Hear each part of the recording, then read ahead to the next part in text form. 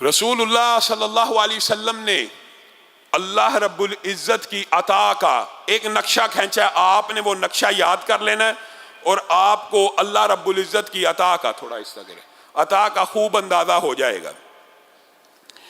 رسول اللہ صلی اللہ علیہ وسلم نے مجھے اور آپ کو سمجھانے کے لیے ایک بات کہی ہے کہ آدم، حضرت آدم جو جد امجد ہیں، اللہ رب العزت کی بارگاہ میں کھڑے ہو جائیں اور اللہ سے کہیں زمین سے لے کے آسمان تک جتنے خزانے ہیں مجھے عطا کر دو، اور اللہ عطا کر دے۔ آدم کا دوسرا بیٹا ہے، یہی مانگے۔ تیسرا بیٹا ہے، حدیث کے الفاظ ہے، کمی بھی نہ کرے، وہی مانگتا رہے کہ اللہ زمین سے لے کے آسمان تک جتنی نعمتیں، جتنے خزانے نازل کیے ہیں سب اکیلے مجھ کو دے دے، اللہ اس کو بھی دے دے۔ اور قیامت تک ابھی زمین کے اوپر 7 ارب سے زائد انسان ہیں، قیامت تک کتنے آنے ہیں اور کتنے آ چکے ہیں، ارب ہا ارب لوگ آ چکے ہیں، ارب ہا ارب لوگ آنے ہیں، اللہ جانتا ہے۔ یہ سارے کے سارے اللہ کی بارگاہ میں آ کے کیا مانگے؟ زمین و آسمان کے خزانے، اور اللہ تعالیٰ ہر ایک کو دیتا چلا جائے۔ یہ ساری بات سمجھانے کے بعد رسول اللہ صلی اللہ علیہ وسلم نے کہا تم نے اپنے رب کو کیا سمجھا؟ یہ سب آدم کے بیٹوں کو زمین اور آسمان کے سارے خزانے دینے کے بعد تمہارے رب کے خزانوں میں اتنی کمی واقعہ نہیں ہوتی جو مثال دی ہے، سبحان اللہ۔ اتنی کمی واقعہ نہیں ہوتی کہ تم سمندر کے کنارے کھڑے ہو جاؤ، اس کے اندر سوئی کو ڈبو، سوئی کو اٹھاؤ، اس کے ساتھ ایک باریک سا قطرہ ساتھ سوئی کے چپک جاتا ہے، اس ایک قطرے نے اس عظیم الشان سمندر میں جتنی کمی کی ہے، کچھ کی ہے، تمہارے رب کے خزانوں میں اتنی بھی کمی واقعہ نہیں ہوتی۔ پھر کس سے مانگتے ہو؟ پھر کس در کی ٹھوکریں کھاتے ہو؟ تمہارا رب تو پوری اولاد آدم کو دنیا جہان کے خزانے دے کر بھی خزانوں سے محروم نہیں ہے، تمہارے مانگنے میں کمی ہے۔ اللہ کی قسم میرے اور آپ کے مانگنے میں کمی ہے۔ ہم نے دعا کو عبادت سمجھا ہی نہیں، ہم نے دعا اپنے رب سے کی نہیں۔ اور آپ کو کس کس نبی کا دعا کا واقعہ آپ کے سامنے، انبیاء کے دعا، یہ لوگوں کے سامنے انبیاء کی دعائیں رکھیں تو اس کے 2 پہلو ہوتے ہیں۔ وہ بعض لوگ کہتے ہیں یار وہ تو نبی تھے، ان کی تو اللہ نے سننی تھی، ایک چلو یہ پہلو تو ہے، لیکن دوسرا پہلو آپ نے غور نہیں کیا کہ نبی کو بھی جب اولاد کی حاجت ہوئی، نبی صابر ہوتا ہے، مانتے ہیں، نبی صبر کرتے ہیں۔ زکریا ایک عرصے سے صبر کر رہے تھے نا، مریم کے پاس بن موسم کے پھل دیکھے تو دل میں یہ آس جاگ اٹھی، بوڑھا ہوں، بیوی بانجھ ہے، بن موسم کے مریم کو پھل مل سکتے ہیں تو مجھے اولاد کیوں نہیں مل سکتی؟ نبی تھے، پہلے بھی علم تھا، لیکن زبان پہ الفاظ نہیں تھے آتے۔ اچانک کہہ دیا ربی لا تذرنی فردا وانت خیر الوارثین، منہ سے الفاظ نکل گئے۔ نبی ہے، پیغمبر ہے، رسول ہے، ایک اینگل تو یہ آپ کو یاد ہے کہ نبیوں کی تو اللہ سن لیتا ہے، یہ بھی ایک دوسرا اینگل بھول گئے کہ نبی بھی اگر اولاد مانگتا ہے تو کس سے مانگتا ہے؟ نبی کو بھی اولاد ملتی ہے تو کس سے ملتی ہے؟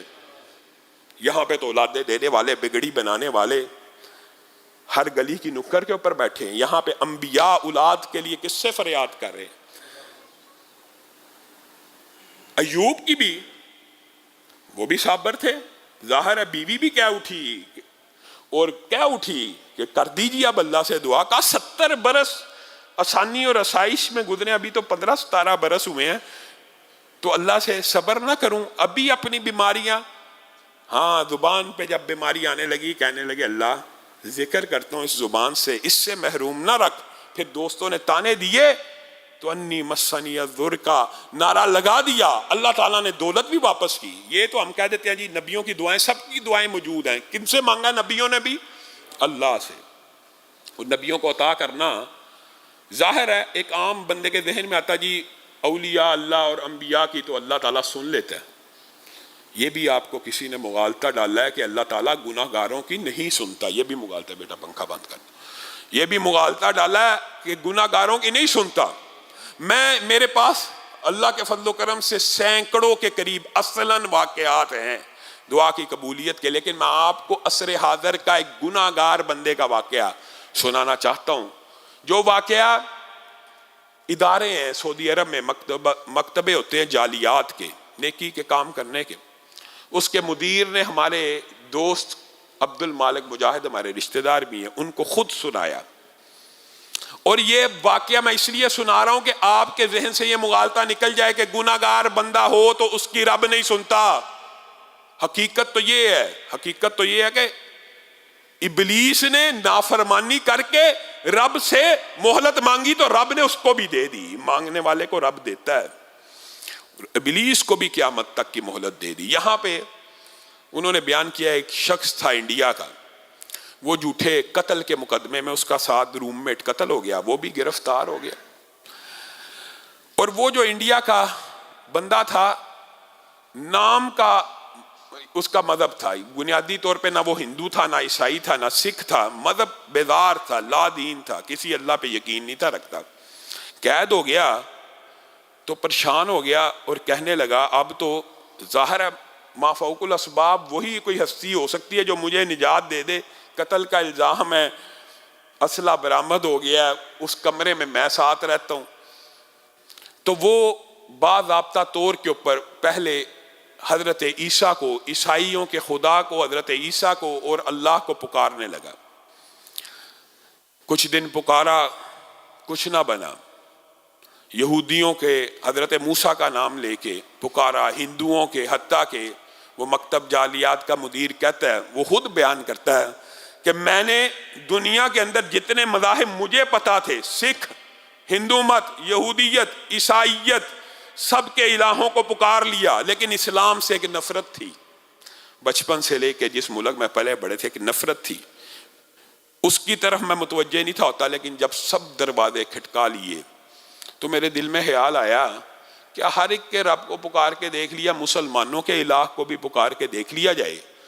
وہ لڑکا خود بیان کرتا ہے کہ اللہ رب العزت کو اس طرح پکارا، اے مسلمانوں کے رب، اگر تو واقعی خالق حقیقی ہے اور تو ہی سچا رب ہے مسلمان جس کے بارے میں ہمیں کہتے ہیں، اور اسلام ہی سچا دین ہے، تو اے اللہ پھر مجھے اس قتل سے بری کر دے. کہا کہ ابھی میں نے دعا ختم نہیں تھی کی، دروازہ کھٹکا، مجھے جیلر لے کے آیا کہ ہم نے تفتیش کی ہے، دوسرا قاتل پکڑا گیا ہے، آپ کو لے کے چلتے ہیں. انہوں نے کہا کہاں لے کے چلتے ہو؟ کہا سب سے پہلے اسلام کو قبول کروں گا، میں گناہگار، میں عاصی، میں نکما، میں نے زندگی میں کبھی نیکی کا ایک کام نہیں کیا، تمہارے رب کو پکارا ہے، اشہد ان لا الہ الا اللہ واشہد ان محمدا عبدہ ورسولہ. تمہارے رب نے میری پکار کو سن لیا ہے. گناہگار آدمی، آپ کو کس نے مغالطہ ڈالا کہ گناہگار بندوں کی اللہ تعالیٰ نہیں سنتا؟